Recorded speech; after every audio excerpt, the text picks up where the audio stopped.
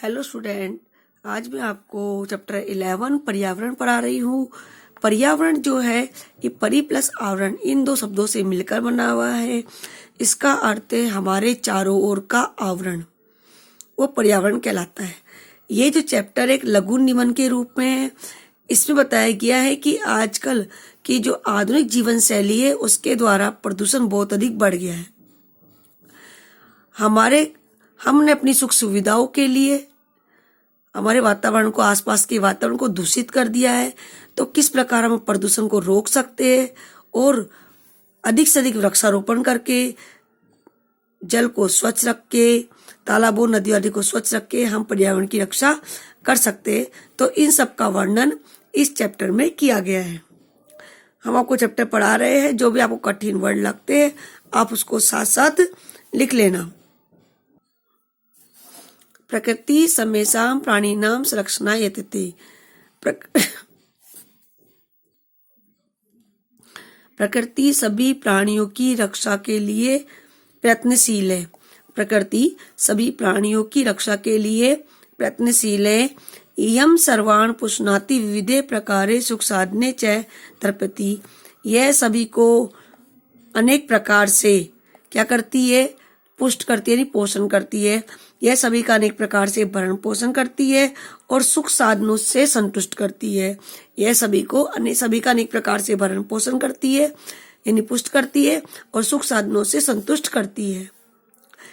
पृथ्वी जल तेज वायु आकाश च अस्या प्रमुखानि तत्वानि। पृथ्वी जल तेज वायु और आकाश इसके प्रमुख तत्व है। इसके प्रमुख तत्व क्या क्या है? पृथ्वी जल तेज वायु और आकाश के प्रमुख तत्व है। तान्ये मिलित्वा प्रकृत्या वास्माकं पर्यावरण, तान्ये मिलित्वा पृथक्त्या वास्माकं पर्यावरण रचते। उन सबको मिलाकर या अलग अलग करके ही पर्यावरण की रचना होती है। आविर्यते परिते समन्ताते लोके अनेन इति पर्यावरण। हमारे चारों ओर जो आवरण है वही पर्यावरण है। हमारे चारों ओर हमारा संसार जिस आवरण से चारों ओर ढका हुआ है वही क्या है? पर्यावरण है। यथा अजात शिशु मातृ गर्भे सुरक्षित तिष्ठति। जिस प्रकार अजन्मा शिशु माता के गर्भ में, माता की कोख में सुरक्षित रहता है ना, इस प्रकार अजन्मा शिशु माता की कोख में सुरक्षित रहता है। तथे मानवे पर्यावरण कुक्ष है। उसी प्रकार मानव भी पर्यावरण की कोख में सुरक्षित है। इस प्रकार अजात शिशु माता के गर्भ में सुरक्षित रहता है, उसी प्रकार मानव भी पर्यावरण की कोख में सुरक्षित है। परिष्कृते प्रदूषण रहित च पर्यावरणम अस्मभ्यम संसारिकम जीवन सुखम सद्विचारम सत्य संकल्पम मांगलिक सामग्री प्रदाति। परिष्कृत और प्रदूषण रहित यानी साफ सुथरा वातावरण, परिष्कृत और प्रदूषण रहित पर्यावरण हमें सांसारिक जीवन का सुख, उत्तम विचार, सत्य संकल्प और कल्याणकारी सामग्री प्रदान करता है। परिष्कृत और प्रदूषण से रहित पर्यावरण, कैसा पर्यावरण? परिष्कृत और प्रदूषण से रहित पर्यावरण हमें सांसारिक जीवन का सुख, अच्छे विचार, सत्य संकल्प और कल्याणकारी सामग्री प्रदान करता है। प्रकृति कोपे आतंकितो जने किम कर्तुम प्रभवति। प्रकृति के कोप से भयभीत मनुष्य क्या कर सकता है? यदि अगर प्रकृति गुस्सा हो जाती है तो उसके सामने कोई भी कुछ नहीं कर सकता है। तो प्रकृति के कोप से आतंकित यानी भयभीत मनुष्य क्या कर सकता है? जल प्लावने होता है जल की अधिकता होना। जल की अधिकता का अर्थ क्या होता है? बाढ़ का आना। बाढ़ आने से, अग्नि के भय से, भूकंप से, वात्या चक्रे आंधी तूफान से, उल्कापात उल्कापिंड के गिरने से, संतत से मानवस्य क्व मंगलम। दुखी मानव का कहाँ कल्याण है? बाढ़ आने से, अग्नि के भय से, भूकंप से, चक्रवाती तूफान आता ना, चक्रवाती तूफान से, उल्का पिंड के गिरने से दुखी मानव का कहाँ कल्याण है? अतएव अस्माभिः प्रकृति संरक्षणीय। इसलिए हमें प्रकृति की रक्षा करनी चाहिए। तेन च पर्यावरण रक्षितम भविष्यति। उससे पर्यावरण की रक्षा हो जाएगी। यदि हम प्रकृति की रक्षा करेंगे ना तो पर्यावरण की रक्षा उससे अपने आप हो जाएगी। प्राचीन काले लोक मंगल शासनी ऋषियों वने निवसन्ति। इसमें प्राचीन समय में लोगों का कल्याण चाहने वाले ऋषि, प्राचीन समय में लोगों का कल्याण चाहने वाले ऋषि वन में रहते थे। यतो ही वने सुरक्षितम पर्यावरण उपलब्ध थे। इसमें क्योंकि वन में उन्हें सुरक्षित पर्यावरण उपलब्ध होता था। क्योंकि वन में उन्हें सुरक्षित पर्यावरण उपलब्ध होता था। तत्र विविधा वेगा कल कुंजी स्रोत्र रसायन जाती। वहाँ अनेक प्रकार के पक्षी उनके कानों में मधुर वाणी प्रदान करते थे। वहाँ अनेक प्रकार के पक्षी कानों में मधुर वाणी प्रदान करते हैं। पुनः रिपीट कर रही हिंदी।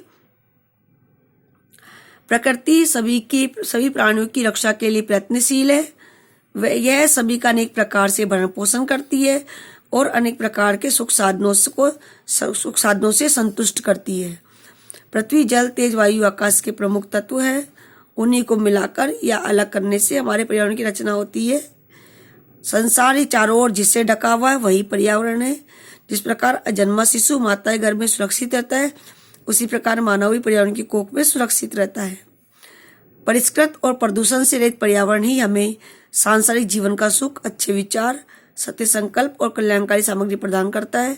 प्रकृति के कोप से भयभीत मनुष्य क्या कर सकता है? बाढ़ आने से, अग्नि की भय से, भूकंप से, आंधी तूफान से, सुना है ना चक्रवात तूफान, आंधी तूफान से, उल्कापिंड के गिरने से दुखी मानव का कहाँ कल्याण है? मतलब मानव को प्रकृति अपना गुस्सा किस रूप में दिखाती है? या बाढ़ के रूप में, या अग्नि, या जंगलों में आग लग जाती है, या भूकंप से, या आंधी तूफान से, या उल्काओं के गिरने से। दुखी मानव का कहाँ कल्याण है? इसलिए हमें प्रकृति की रक्षा करनी चाहिए, उसी से पर्यावरण की रक्षा हो जाएगी। प्राचीन काल में लोगों का कल्याण चाहने वाले ऋषि वन में रहते थे, क्योंकि वन में उन्हें सुरक्षित पर्यावरण उपलब्ध होता था। वह अनेक प्रकार के पक्षी कानों में मधुरवाणी बोलते हैं, मधुरवाणी का रस घोलते हैं। सरिते गिरि निर्जास्य अमृत स्वादु निर्मलम जलम विशति। नदियाँ, पर्वत और झरने, नदियाँ और पर्वतीय झरने, मतलब पर्वत से झरने निकलते हैं, उसे कहते हैं पर्वतीय झरने।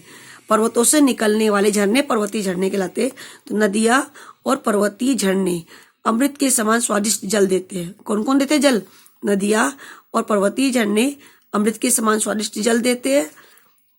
वृक्षा लताचे फलानी पुष्पानी ईंधन काष्ठानी च बाहुल्येन समुपरवन्ति। वृक्ष और लताएं फल, फूल, ईंधन के लिए लकड़ी और अधिक हमें प्रदान करते हैं। वृक्ष और लताएं में फल, फूल और ईंधन के लकड़ी बहुत अधिक मात्रा में देते हैं। शीतल मंद सुगंध पवन हवा, शीतल मंद सुगंधित वनीय हवा, यानी वन से आने वाली हवा। शीतल मंद सुगंधित वनीय हवा औषधि के समान प्राणवायु देती है। हमें कौन देती है? प्राणवायु कौन सी? ऑक्सीजन। शीतल मंद सुगंधित वनीय हवा हमें क्या देती है? प्राणवायु, ऑक्सीजन देती है। पुनः रिपीट करिए हिंदी। नदियाँ और पर्वतीय झरने अमृत के समान स्वादिष्ट जल देते हैं।